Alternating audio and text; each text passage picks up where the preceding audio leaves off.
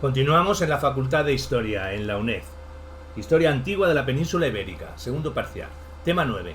Configuración del reino visigodo hispano. El periodo de influencia ostrogoda. La regencia de Teodorico del 510 al 526, tras la batalla de Bouillé en el 507, además de morir Alarico II, los visigodos perdieron la mayor parte de las Galias y los ostrogodos se vieron obligados a intervenir en el 508 para evitar el acceso franco al Mediterráneo. Recuperaron Narbona y Carcasona y trasladaron el tesoro regio visigodo a Rávena.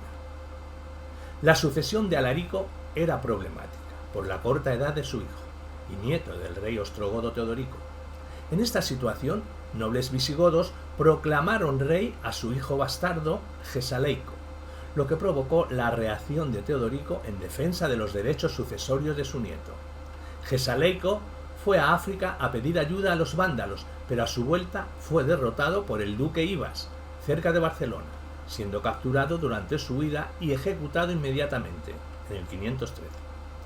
Teodorico actuó desde entonces y hasta su muerte en el 526 como regente y dirigió la política de Hispania desde Rávena a través de funcionarios. Propició una política de unión entre los pueblos visigodo y ostrogodo. De hecho, se dio una buena cantidad de matrimonios mixtos, tantos con visigodos como con hispanos-romanos, que no logró que fructificara en este intento de unión entre ambos pueblos. Durante la regencia de Teodorico, se amplió en Hispania el mismo concepto de restauriato que era aplicado en Italia. De hecho, se restauró la prefectura de las Galias y se nombró prefecto al hispano-romano Liberio. Hispania se encuadraba en teoría en esa prefectura como en época romana. El concepto de restaurati también se aplicó al terreno religioso y se nombraron obispos hispanos desde Roma. La regencia de Teodorico proporcionó estabilidad política y económica a la monarquía visigoda. Entre sus medidas se pueden citar las siguientes. Ordenó corregir las frecuentes irregularidades relacionadas con los precios de los productos, pesos de mercancías, exportaciones y suministros a Roma. Buscó acabar con los abusos de los administradores en la recaudación de impuestos y prohibió las prestaciones complementarias que pedían las guarniciones visigodas en ciudades hispanas. El reino visigodo, sobre el que gobernó Teodorico, se componía de la Baja Provenza hasta el río Durance y la Narbonense, en tierras galas, lo único que se había podido salvar de la invasión franca. La Tarraconense, la meseta central hasta el límite con el reino suevo por el este y el Tajo por el mediodía, la zona de Mérida en Lusitania y poco más, quedando gran parte de la Cartaginense y Lusitania junto con toda la Bética como áreas de futura expansión. Hay que reseñar la posible afluencia de gentes visigodas de la Galia a la península tras el desastre de Bouillé. Al igual que la llegada de ejércitos ostrogodos a la península para restablecer la situación y defender el gobierno de Teodorico, se produjo también cierta emigración a la península de ostrogodos. Teodorico encaminó sus esfuerzos a la tarea de restauración interior de sus dominios hispánicos y de fortalecimiento en ellos del poder central de la monarquía, con la política interna de Teodorico, que se basaba en la estructura imperial, el reino ostrogodo de Italia, prácticamente que conservó todo el aparato administrativo de los últimos tiempos del Imperio de Occidente, y por otra parte separó la administración de sus súbditos romanos de la de sus godos. Para la administración romana mantuvo los órganos propios de la administración local y provincial como central, y para la administración ostrogoda consideró a la población ostrogoda como un ejército, en cierta manera extraño al resto de la población romana.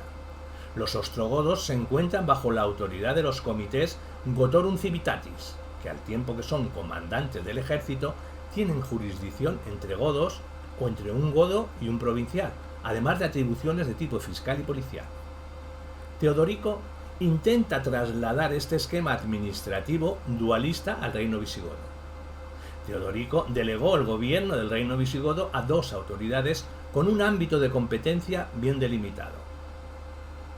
A la cabeza del aparato provincial heredado del imperio, compuesto por gobernadores provinciales, con su oficia, el defensor civitatis, situó a un prefecto del pretorio de las Españas con oficium. Las funciones eran amplias: recaudación de impuestos, persecución de los delitos de derecho penal, vigilancia sobre las autoridades de tipo romano inferiores. Como par del prefecto de las Españas, situó a una persona de origen germano, al mando del ejército godo. Allí, estacionado y probablemente como supervisor de la administración de las fincas existentes en el reino visigodo, que en otro tiempo habían sido patrimonio imperial y luego real visigodo y que ahora dependían del soberano ostrogodo. De todas formas, parece que existió el cargo de comes civitatis, lo que habría flexibilizado el sistema de dualidad de la administración para germanos y provinciales, pues la jurisdicción de dichos comités, con claras atribuciones militares, se extendía tanto a la población visigoda como a la romana. Teodorico se preocupó enormemente de restablecer y ordenar la administración fiscal. Ordenó una minuciosa inspección de todas las personas y bienes imponibles. Prohibió con severas penas el abuso tributario sobre las provinciales, el uso de pesas y medidas mayores que las reglamentarias, la doble exigencia en especie aderado de la anona, las requisiciones arbitrarias de caballos para el cursus publicus y la apropiación de los funcionarios de tributos. También impidió a los administradores de la finca del patrimonio real exigir rentas desmesuradas a los cultivadores e intentó cortar los vínculos de dependencia personal entre los cultivadores y los administradores, ya que socavaban la autoridad real, el poder central. De igual manera, reforzó la vigilancia por parte del Estado sobre las autoridades judiciales, con el fin de evitar penas capitales arbitrarias. Teodorico, con el fin de reforzar su situación en Italia, ordenó la reanudación de los envíos de trigo hispánico a Roma, tal como se había hecho en tiempos del Imperio. Con esta medida, indirectamente reforzaba el poder central. Se desconoce si estas medidas alcanzaron los objetivos perseguidos por Teodorico. En parte, parece que sí, pues será sucedido sin problemas por su nieto Amalarico y posteriormente por su lugarteniente Teudis. Pero lo que sí parece claro es que las medidas tendentes al reforzamiento del poder central, sobre todo en su vertiente fiscal, ocasionarían cierto descontento entre los grupos dirigentes visigódigos e hispanoromanos, que además verían con desagrado la ocupación de los altos cargos administrativos hispanos por parte de los ostrogodos. El reinado efectivo de Amalarico, del 526 al 531. Con la muerte de Teodorico, se redefinieron las relaciones entre los reinos ostrogodos y visigodos, que llegaron a un acuerdo pacífico por el que Amalarico recibió el reino visigodo de Hispania y las Galias, y a Talarico el ostrogodo de Italia, bajo los siguientes términos. El tesoro real visigodo era devuelto. El nuevo rey ostrogodo, bajo la regencia aún de su madre, renuncia a la recepción de tributos del reino visigodo. El rey visigodo aceptaba que las tierras de la Provenza pasasen al reino ostrogodo, aunque mantenía el control sobre la Septimania, y que las tropas ostrogodas eran repatriadas a Italia y los casados con visigodas o hispanas podían elegir entre regresar o permanecer en el reino visigodo. La política interior de Amalarico no es muy conocida, aunque se sabe que nombró prefecto al romano Esteban, nombramiento que resultó fallido. En cuanto a su política exterior, se distanció amigablemente del reino ostrogodo y se acercó al franco, llegando a contraer matrimonio con Clotilde, hija de Clodoveo. La diferencia religiosa en el matrimonio resultó ser un problema y al parecer pudo ser utilizada como excusa tanto por parte visigoda como franca para buscar acciones de consolidación y ampliación de sus posesiones en las Galias. De hecho, Amalarico llegó a fijar su residencia en Narbona. El rey franco Childeberto llegó a ocupar esta ciudad en el 531. Amalarico huyó a Barcelona, donde fue asesinado, según algunas fuentes, por componentes de su propio ejército. Con él muere el último descendiente de la familia Teodorico. Con la muerte de Teodorico, el Amalo, el 30 de agosto del 526, que supuso el fin del gobierno directo ostrogodo sobre el reino visigodo, le sucederá su nieto Amalarico II. Amalarico II llegó a un acuerdo pacífico con el nuevo gobierno ostrogodo de Atalarico y su madre, Amalasunta, para liquidar los asuntos pendientes entre ambos reinos, ostrogodos y visigodos. Teudis, el último comandante supremo del ejército enviado a la península por Teodorico, que se unió con una riquísima dama hispano-romana de estirpe senatorial y que lograría alcanzar una posición de práctica independencia respecto a Teodorico y después de Amalarico. Se conoce poco de la política interna de Amalarico II.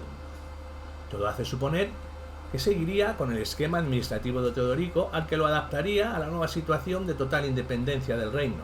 Se conoce el nombramiento en el 529 de un tal Esteban para el cargo de Praefectus Hispaniarum. Su política exterior es más conocida. Su objetivo era reforzar los dominios que poseía el reino visigodo en la Galia y, si era posible, extenderlos, en detrimento de la política de su abuelo, Teodorico, de ser Hispania el centro de su reino. Amalarico II situó su corte en Narbona. Este hecho no es fácil de explicar. Puede ser que temiese el poder de Teudis o, al casarse con una princesa franca, Clotilde, hija de Clodoveo, intentase reforzar su posición y al mismo tiempo debilitar la de su rival Teudis, el cual parece que se apoyaba en los merovingios para preservar su autonomía. Pero el merovingio Childeberto conquistaría la Septimiania visigoda, derrotando a Amalarico II cerca de Narbona. Tras esta derrota, Amalarico II huyó a Barcelona y será detenido y muerto por un franco con el beneplácito de Childeberto y del ejército visigodo, posiblemente controlado por Teudis. Las fuentes relativas a estos acontecimientos son confusas y contradictorias. Los reinos de Teudis, 531-548, y el Teudicitelo, 548 al 49. Teudis, miembro de una poderosa aristocracia ostrogoda asentada en Hispania, había defendido la autonomía del reino visigodo durante la regencia de Teodorico y había procurado mantener también relaciones distantes, no malas, con el monarca ostrogodo. Él había sido tutor de Amalarico, con el que en el futuro tendría importantes tensiones, que se dice que pudieron originar el traslado del hijo de Alarico II a Narbona. De hecho, cabe la posibilidad de que el asesinato de Amalarico fuese instigado por él. Al morir Amalarico, Teudis asumió el poder, depuso al prefecto Esteban y suprimió el cargo. En política interior buscó consolidar el poder de la realeza. También se mostró tolerante con la Iglesia católica. A final de su reinado, en el 546, publicó una ley sobre costes y pagos a los jueces. Un revés importante durante su reinado lo supuso la epidemia de peste bubónica, que llegó a despoblar algunas zonas. En cuanto a la política exterior, resistió las agresiones francas, en parte gracias a su ejército privado y los reclutamientos de tropas en la península. En el 541, los francos llegaron a invadir la Tarraconense, aunque cuando optaron por la retirada fueron derrotados por Teudicelo, general de Teudis.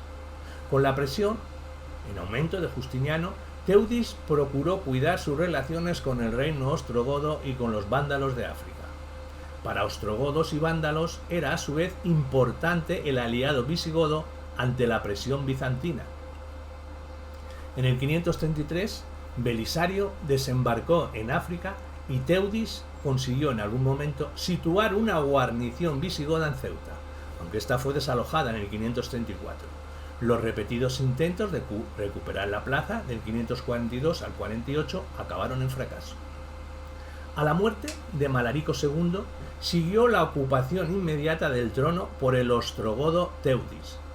Este hecho supone la ruptura de la tendencia hereditaria en la sucesión real que había prevalecido durante un siglo y la pujanza de los senios Gotorum, las nuevas sedes territoriales, y de su mezcla con la aristocracia fundiaria hispania de estirpe senatorial romana, es decir, del surgimiento de una poderosa aristocracia unida, que no impediría sentirse a nivel ideológico como heredera de las tradiciones godas independiente de su origen, cuya base de poder está en la posesión de grandes patrimonios fundiarios trabajados por campesinos dependientes.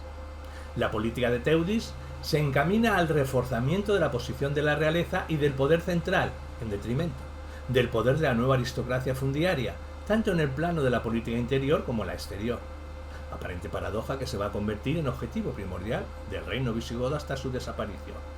En política interior, como se ha reseñado anteriormente, siguió la pauta marcada por Teodorico.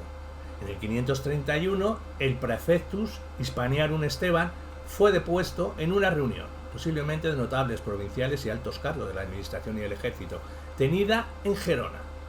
Esta destitución se puede interpretar por la adhesión de Esteban al desaparecido Amalarico, que acababa de ser suprimido. En este sentido, el acto de Gerona cabría interpretarlo como un fortalecimiento de la posición de Teudis, pero por otra parte no se volverá a tener noticias de ningún nombramiento en este cargo. Las consecuencias son importantes, ya que desaparece el mayor símbolo de una administración dualista, hispano-romanos godos, máxime si se tiene en cuenta que Teudis es representante de esa aristocracia unitaria, senatorial visigoda, y por otra parte se consigue un sistema administrativo unitario, que conlleva el fortalecimiento del poder central de la realeza al eliminar un poder intermediario entre la población hispano-romana y el gobierno real. Esta política unitaria y de fortalecimiento se refleja también en la llamada Ley de Teudis, que estaba destinada a los gobernadores y demás autoridades judiciales con poder judicial sobre toda la población, tanto goda como romana. Esta ley intentaba frenar en lo posible el soborno de los jueces para obtener un veredicto favorable. Para ello puso un límite a los pagos, que los litigantes podían dar a los jueces en concepto de costes judiciales. Ahora bien, el alto límite a los pagos favorecía a los grupos dirigentes de la sociedad del cual el Teudis había surgido. Su política exterior se aplicó en dos frentes diferentes: en el norte frente a los francos y en el sur frente a la independiente aristocracia bética y frente a los bizantinos del norte de África. Con la victoria de Childeberto frente a Amalarico II, la amenaza sobre el dominio visigodo de la Septimania debía ser seria, aunque Childeberto debía retirarse con prontitud de la Cataluña y la Narbonense. Ante la hostilidad de la población, mantuvo en su poder algunas plazas en la Narbonense. Más importante fue su política en el sur de Hispania. Por vez primera se vislumbra la intención de dominar la totalidad del espacio geográfico peninsular. Teudis olvida el síndrome Reino de Tolosa y continúa la obra de Teodorico de ser Hispania el centro del reino visigodo, quedando las posesiones galas como mero apéndice. Anteriormente, las zonas comprendidas en las actuales regiones de Murcia y Andalucía, además de la provincia de Badajoz, el sur de Portugal y parte de la zona levantina, habían vivido en una independencia de facto frente a cualquier poder extraño. Los intentos de penetración de Teudis en el rico valle del Guadalquivir debieron de comenzar muy pronto. Allí entraría en contacto con los embajadores vándalos que buscaban ayuda ante la amenaza del general bizantino Belisario. La amenaza de Bizancio sobre el Mediterráneo occidental empujó a Teudis a afianzar su dominio en la zona. Con esta intención y la de parar el avance bizantino, ocupó Ceuta, aunque posteriormente será conquistada por los bizantinos, y Teudis fracasará en su reconquista en el 548. Poco después de su fracaso en la reconquista de Ceuta, Teudis es asesinado víctima de una venganza personal. Teudis acabó siendo asesinado en el 548. Fue elegido rey su general, Teudicelo, también de origen ostrogodo, pero no tuvo éxito en el control de los visigodos. Precisamente un grupo de nobles visigodos se conjuró para asesinarlo en su palacio de Sevilla. Con él acaba el periodo de influencia ostrogoda en el reino visigodo.